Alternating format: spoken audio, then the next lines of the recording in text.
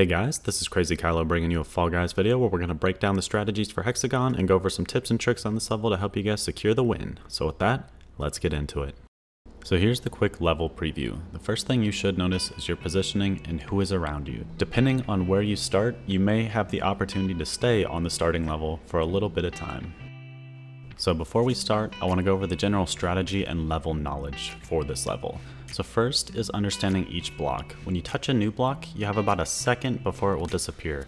The main idea is you want to be as high as possible, as this gives you the most time to plan out a route and survive. The longer your route, the better chances you have of winning.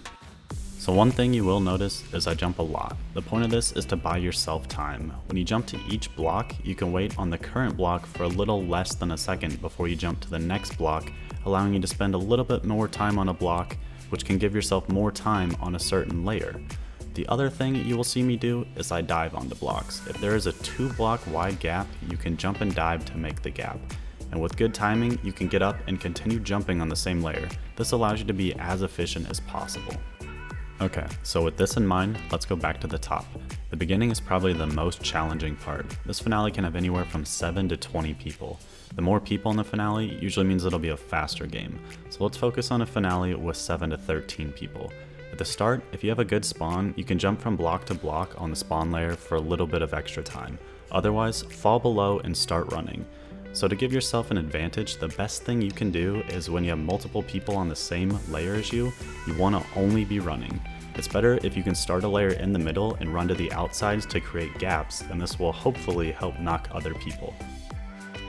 If you start noticing a lot of other people have fallen and you still have a decent amount of blocks near you, start jumping. Make sure you try to use up as many blocks as possible on a layer before you go down to the next one. It also helps to constantly plan out where you're going to jump next. If you have to go down a layer, try to see what people have left you and try to land in a place that gives you the most jumping space on the layer below. If you do get unlucky and you fall down a layer or two, don't worry. Just make sure you start running and try to open up the middle of that layer.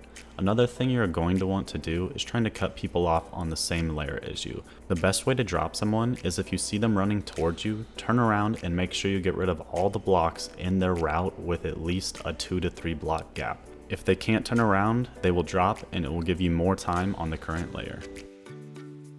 Okay, so let's say you get someone on a layer with you and they're trying to cut you off or run with you. This is something most people don't do, but you can actually grab someone for a brief second and it'll hold them in place on that block you guys are on and it'll drop them. You are able to survive this, you just need to either run to the left or right to a new block. The next thing is to try and keep track of the people above you. You can have a great route planned out and that can fall apart in seconds if someone above you decides to drop on you or right in front of you. Even if this does happen, just stay calm. If you start panicking, this one setback can end up causing you to make a bunch of mistakes and it could end up costing you the win. Just always remember that even if you are the lowest, that doesn't mean you will lose. You can also use this to your advantage. If you see someone who's not paying attention that's below you, you can drop in front of them and cut off their route and potentially drop them a layer or out of the game.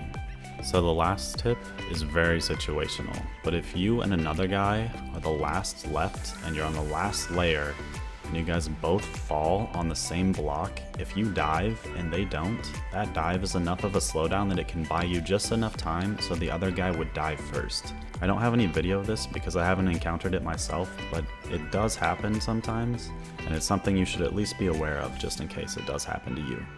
The final thing I want to mention is the strategy where one person will drop all the way to the bottom and try to open up the entire floor. I wouldn't recommend this as my buddy does this a lot, and while it does allow him to take people out, a lot of people do end up landing on him and it gets him knocked out of the game most times. If you are going to try it though, you should only do it with the bigger finales that have more like 12 or 13 people, as those games are quicker and you will still have space on the bottom to survive as you get closer to the end of the game.